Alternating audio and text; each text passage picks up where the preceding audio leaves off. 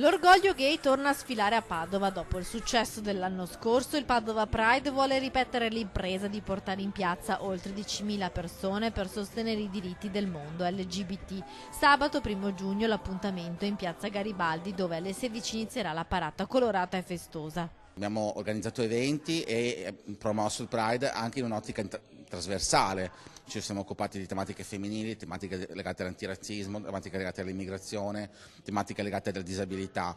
Tutti sono invitati al Pride perché il Pride riguarda i diritti civili di tutti quanti. La festa si concluderà al Parco delle Mura con eventi realizzati in collaborazione con l'amministrazione comunale, associazioni e realtà culturali cittadine.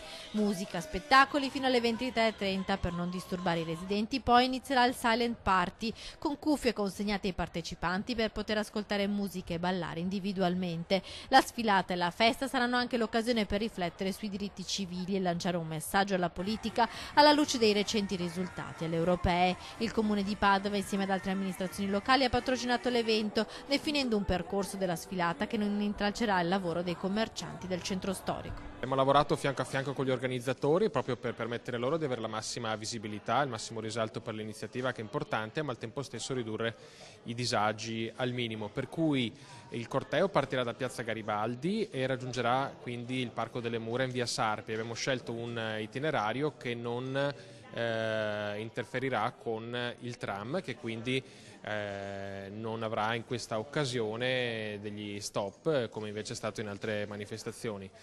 Quindi i disagi sono ridotti al minimo. Io invito tutti a partecipare, tutte le persone al di là dell'appartenenza al mondo LGBT, tutte le persone che si riconoscono in una società che vuole limitare e anzi abolire ogni forma di discriminazione e invece sostenere i diritti civili.